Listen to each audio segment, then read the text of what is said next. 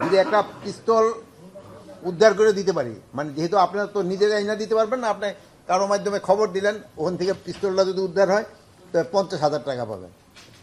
আর short গানের ক্ষেত্রেও 50,000, China রাইফেলের ক্ষেত্রে 1 লক্ষ, এসএমজির ক্ষেত্রে 1 লাখ, এলএমজির ক্ষেত্রে 5 লাখ, আর গুলি মানে প্রতিটি রাউন্ডের জন্য 500 টাকা করে।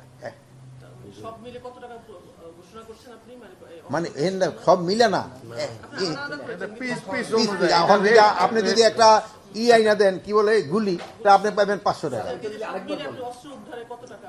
অস্ত্র উদ্ধারে আমাদের এখান তো যত উদ্ধার হবে অত টাকা যাবে। যদি আপনি 2টা অস্ত্র হাতিয়া ধরেন, একটা এলএমজি উঠে দিলে তো একবারই 5 লাখ টাকা পেয়ে যাবে। এইগুলি কিন্তু আমার লুট হওয়া অস্ত্র। চায়না রাইফেল হলো 1 লক্ষ, এসএমজিও 1 লাখ। আর আপনারা যদি বলেন এসএমজিটা বাড়াই দিই, ইসলাম 1.5 লাখ করে দেবো, দাও এসএমজি আর 1.5 লাখ করে দাও, আরো আকর্ষণ দাও। এসএমজি 1.5 লাখ, এলএমজি 5 লাখ, হ্যাঁ। পিস্তল হলো 50,000, শর্ট গান 50,000, চাইনিজ রাইফেল যেটা 1 লাখ, এসএমজি 1,50,000, এলএমজি 5 লক্ষ, আর গুলি প্রতিটি হলো 500, 5,000 না 500। আর একটা জিনিস হলো, আপনারা আমাদের সবসময় এইটা শেষ, এইগুলি শেষ তথ্যগুলো জানালে গোপন রাখা হবে। আর এই তথ্যগুলি আপনারা যদি জানান, এগুলি কিন্তু গোপন রাখা হবে, যেন কেউ না জানতে পারে। আর কতগুলি হারানো হয়েছে আমি কিন্তু এর আগে আপনি গতবারের স্টেটমেন্টে এটা বলে গেছি, ওটা একটু দেখেন। আবার বলা যাবে না বারবার, ভাই বুড়া মানুষ বারবার এত কথা কয়েন না।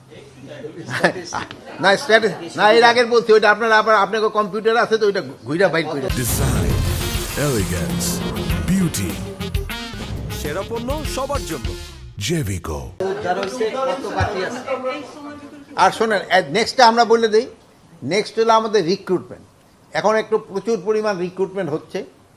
এই রিক্রুটমেন্টের ক্ষেত্রে আপনারা বলতেন যে আমাদের ক্ষেত্রে 2টা বাণিজ্য, আমরা বড় বাণিজ্য, একটা হলো ভর্তি বাণিজ্য আর একটা হলো পোস্টিং বাণিজ্য। এই ভর্তি বাণিজ্য ক্ষেত্রে যদি আপনারা আমাদের ইনফরমেশন দিতে পারেন, এই জন্য আমরা এখন টাকা ডিক্লেয়ার করি নাই, বাট আপনাকে ধন্যবাদ দিই। যদি আমরা এখানে ভর্তিতে কোনো ধরনের কোনো দুর্নীতি হচ্ছে কিনা, যদি কোনো রকমের দুর্নীতি হয় আপনারা আমাদের জানাবেন ভর্তি বাণিজ্যের ক্ষেত্রে। এই জন্য আমরা এই শর্ট গানের মতো টাকা ডিক্লেয়ার করি নাই, কিন্তু আপনাকে ধন্যবাদ আমরা দিই। নিয়োগ বাণিজ্য, ওই তো আমরা তো ভর্তি করি, লোক ভর্তি। আর একটা হলো এই নিয়োগ বাণিজ্য যেন বন্ধ হয়, এই জন্য আমরা সব ধরনের পদক্ষেপ নিছি। এবং আপনারা কিন্তু গত 1 বছরে ওইরকম নিয়োগ বাণিজ্য সম্বন্ধে আপনারা কিন্তু ওরকম কোনো রিপোর্টও করতে পারেন নাই। আরেকটা জিনিস আমরা প্রথম অবস্থায় আপনাদের বলছিলাম যে এই চেয়ারে বসার পরে আমাদের আত্মীয় স্বজন বন্ধু বান্ধবের সংখ্যা বেড়ে গেছে। এরকম আমাদের বন্ধু বান্ধব এবং আত্মীয় স্বজনও যদি কোথাও গিয়া কোনো রকমের চাঁদাবাদি বা ইসের সাথে জড়িত হয়, আপনারা কাইন্ডলি আমাদের জানাবেন। আপনারা আমাদের জানাবেন যে আমাদের কেউ জড়িত হচ্ছে কিনা। তো যদি আপনাদের সাথে যেহেতু একটা ভালো সম্পর্ক হয়েছে, হয়তো ভদ্রতার খাতিরে প্রথম হয়েছে হয়তো কানে কানে বলবেন, পরে মিডিয়ায় লিখে দিবেন, আমরা যদি অ্যাকশনে না যাই। কিন্তু আমাদের ক্ষেত্রে আপনারা কারেক্ট রিপোর্টিং করেন। যদি আমাদের ক্ষেত্রে কোনো রকম, ইভেন যদি আমরা দুর্নীতি করি, আপনি লিখে দিন যে এই জায়গা থেকে আপনি এত টাকা খাইছেন, আমাদের কোনো আপত্তি নেই। কিন্তু একটা জিনিস, রং রিপোর্টিং করেন। যেহেতু একটা রং রিপোর্টিং করার পরে এটার পরে আবার রিজয়েন্ডার দিয়া, এটা কিন্তু তার যে সম্মানটা হানি হয়, এটা কিন্তু পুনরুদ্ধার হয় না। বাট আপনাদের ক্ষেত্রে আমি দেখছি আপনারা মোটামুটি কারেক্ট রিপোর্টিং করেন, এবং বিদেশের ইয়ের ক্ষেত্রেও আপনারা আরও বেশি কারেক্ট রিপোর্টিং করে থাকেন। যেমন বাইরে সত্য রিপোর্টটা করায় আমরা কিন্তু সবাই উপকৃত হয়েছি। আর কারো কোনো কিছু আছে? একটা প্রশ্ন আছে স্যার, সেটা হচ্ছে স্যার একটা গত 2 দিন ধরে স্যার একটা বিষয় ভাইরাল হয়েছে, সেটা হচ্ছে স্যার সিলেট বিভাগের দায়িত্বে এনেছেন একজন কর্মকর্তা, তিনি স্যার শেখ হাসিনার আপন মামা, জড়িত ছিলেন ঢাকায়, এখন সে ওখানে সিলেটে বসে রয়ের সাথে জড়িত থেকে সে কর্মকাণ্ড করছে।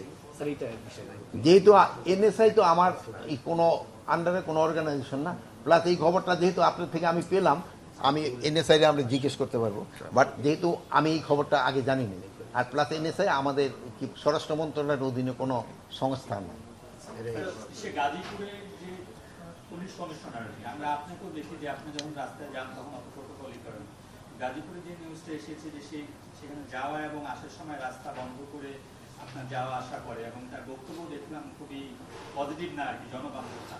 তো সেক্ষেত্রে আপনি কি দেখছেন কিনা যে গতকাল এটার ক্ষেত্রে কিছু বলবো যে তুমি যে ব্যবস্থা নিতেছ উপদেষ্টা বা সচিবরা পর্যন্ত রাস্তা বন্ধ সচিব করে হিসেবে দিচ্ছে, আমরা কোনো নাই। বলবো তুমি এটার ক্ষেত্রে আমরা যে জিনিসটা এটা নিয়ে এখানে আমাদের আলোচনা হয়েছে, এই ক্ষেত্রে আমরা আইজি মহোদয় অলরেডি একটা ডিসিশন নিছে, আপনারা হয়তো কিছুদিনের ভিতরে জানতে পারবেন। প্রথম হলো তার নিয়ম মত হলো তার কারণ দর্শানো, ওইটা উনি কারণ দর্শানো আমরা তার ব্যাখ্যা ব্যাখ্যাটা তলব করেন। স্যার, রংপুরের একজন সহকারী পুলিশ কমিশনার বাবু ছিলেন, ভাই, তিনি ভারতে এটা শেষ করে একটা শেষ করে নেন না, উনি আপনি কি বললেন বলো তুমি কি। স্যার, পুলিশের একজন কর্মকর্তা উনি ভারতে আটক হয়েছেন, ভারতে ফিরিয়ে আনার ব্যাপারে এটা তো নর্মাল প্রসেসে আমরা যত তাড়াতাড়ি সম্ভব আনার চেষ্টা করব, ইন্টারপোলের মাধ্যমে আমরা আনা। আর আরেকটা জিনিস জানেন যে বিজিবি বিএসএফ সাথেও কিন্তু একটা থাকে, যারা ওই দেশি, যেমন ধরো আমাদের অনেক সময় যারা স্পেশালি জেলে এরা ধরা পড়লে এগো কিন্তু প্রপার চ্যানেলে পাঠানো একটা নিয়ম থাকে, এটার ক্ষেত্রেও আমরা ওইভাবে আসামিকে ধরে আনার ব্যবস্থা করা হবে। স্যার, প্রশ্ন হলো যে আপনার অস্ত্র উদ্ধারের যে সিদ্ধান্ত নিয়েছেন, একই সাথে এখনো ছিনতাই, চাঁদাবাজি সমাজ থেকে কমে নাই, মবও কমে নাই, সেক্ষেত্রে নির্বাচন সামনে রেখে স্যার আপনি এই আইন শৃঙ্খলা বাহিনী এই পরিস্থিতি নিয়ে আপনি কতটা নির্বাচন? আপনি যে বললেন যে কমে নাই, এই লাস্ট কত দিনের ভিতরে কয়টা মব হয়েছে আপনি একটা বললেন, এই যে কমে নাই যে কমে আসছে, মানে আমরা যে এলিমিনেট হয়ে গেছে আমি বলবো না, বাট কমে আসছে। এটা যেহেতু আমাদের একটা সময় আছে, এর ভিতরে আমরা চেষ্টা করব, আর আপনাকে এই সাহায্য সহযোগিতা পাচ্ছি, এটা কমে আনবে। এই নির্বাচনের আগে অস্ত্র উদ্ধার কি সম্ভব হবে? কত অস্ত্র? আমরা চেষ্টা করব যত, এই জন্য তো বিভিন্ন ধরনের ব্যবস্থা আমরা নিচ্ছি উদ্ধার করার জন্য।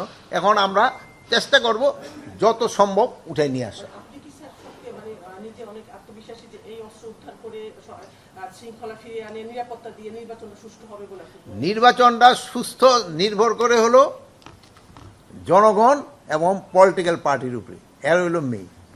জনগণ, আমি সবসময় বলি, জনগণ যেই সময় নির্বাচনমুখী হয়ে যাবে, পলিটিক্যাল পার্টিগুলো যখন নির্বাচনমুখী হয়ে যাবে, সেই সময় এই ধরনের সমস্যাগুলি অনেক কমে যাবে। আর আরেকটা জিনিস হলো যে, আমার মুখে তো শোনা যাবে মনে নেই, জনগণ যে অনেক রাতে ক্যামেরার ইয়ে হবে না, আমার মিলবে